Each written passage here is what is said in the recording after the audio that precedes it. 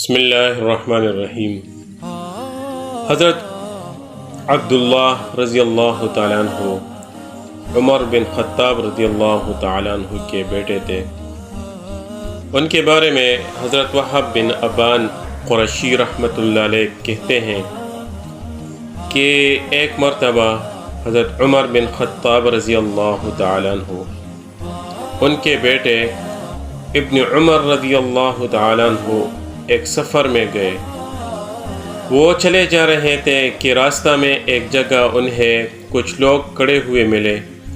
انہوں نے پوچھا کیا بات ہے، یہ لوگ کیوں کھڑے ہیں؟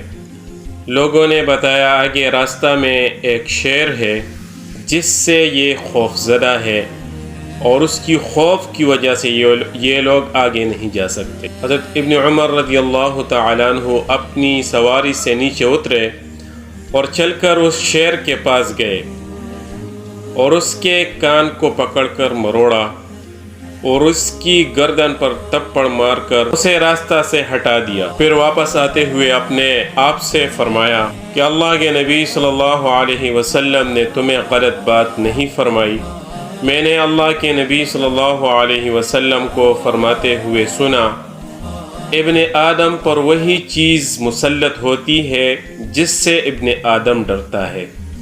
اگر ابن آدم اللہ کے سوا کسی اور چیز سے نہ ڈرے تو اس پر اللہ کے علاوہ اور کوئی چیز مسلط نہ ہو۔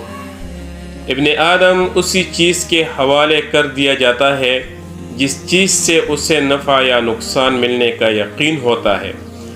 اگر ابن آدم اللہ کے علاوہ کسی اور چیز سے نفع یا نقصان کا یقین نہ رکھے تو اللہ اسے کسی اور چیز کے بالکل حوالہ نہ کرے۔